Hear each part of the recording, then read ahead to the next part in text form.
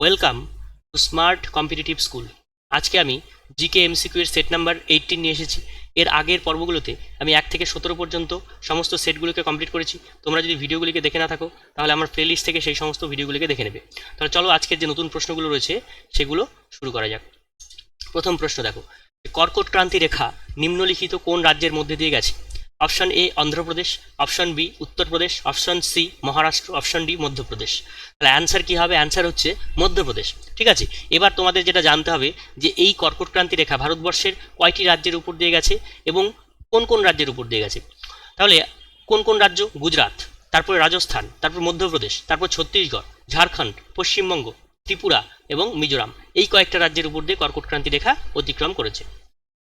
2 নম্বর প্রশ্ন, নিচের কোনটি কেন্দ্রশাসিত অঞ্চল নয়?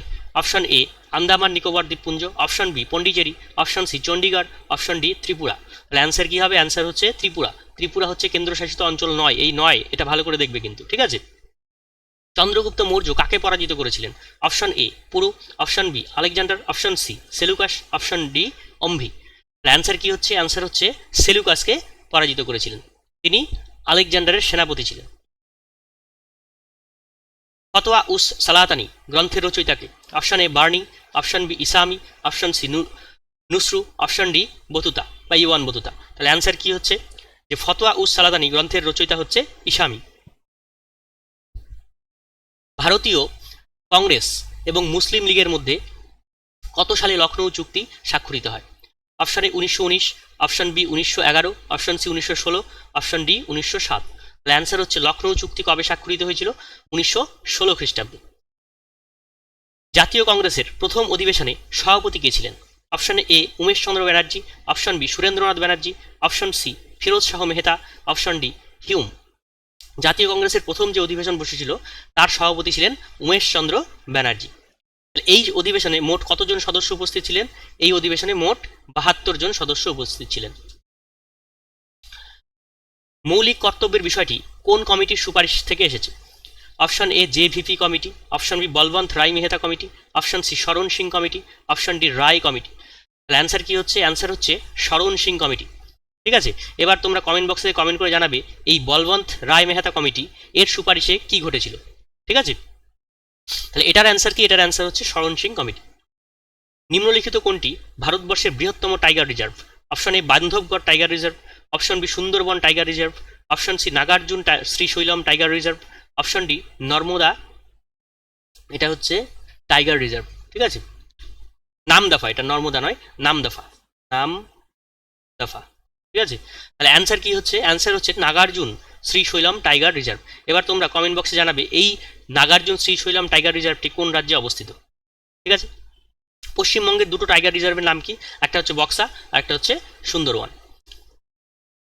ভারতের রেল ব্যবস্থার প্রবর্তন কে করেন? Option A Lord Dalhousie, option B Lord Canning, option C Lord Hardinge, option D Lord Ripon. তাহলে অ্যান্সার হচ্ছে লর্ড ডালহৌসি। লর্ড ডালহৌসি ভারতবর্ষের রেল ব্যবস্থার প্রচলন করেন। কম্পিউটার প্রোগ্রামের ত্রুটি, এটা ত্রুটি। ঠিক আছে, ত্রুটিকে কি বলা হয়? Option A spam, option B police, option C virus, option D বাক্স। তাহলে অ্যান্সার কি হবে? অ্যান্সার হচ্ছে বাক্স, আমরা বাক্স বলি। কম্পিউটার প্রোগ্রামের যে ত্রুটি সেটাকে আমরা বাগস বলি। অ্যান্টিবডি উৎপন্ন করে অপশন এ অস্থিমজ্জা, অপশন বি প্লাজমা এবং লসিকা, অপশন সি যকৃৎ, অপশন ডি হচ্ছে বৃক্ক। তাহলে অ্যান্সার কি হচ্ছে? অ্যান্সার হচ্ছে প্লাজমা এবং লসিকা থেকে অ্যান্টিবডি তৈরি হয়।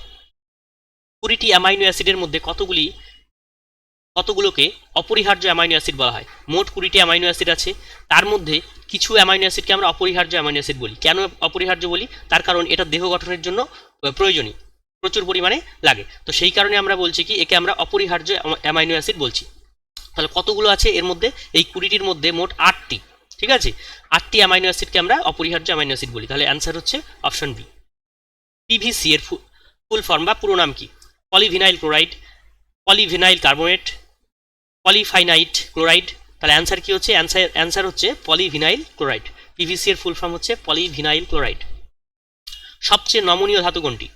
Option A platinum, option B রূপো, অপশন সি লোহা, অপশন ডি সোনা। অ্যান্সার হচ্ছে সোনা। সোনা হচ্ছে সব থেকে নমনীয় ধাতু। বায়ু মাধ্যমে শব্দ তরঙ্গ হলো অপশন এ তির্যক, অপশন বি অনুদৈর্ঘ্য, অপশন সি তড়িৎচুম্বকীয়, অপশন ডি সমাবর্তন। তাহলে অনুদৈর্ঘ্য তরঙ্গ, বায়ু মাধ্যমে শব্দ তরঙ্গকে আমরা বলি হচ্ছে অনুদৈর্ঘ্য তরঙ্গ।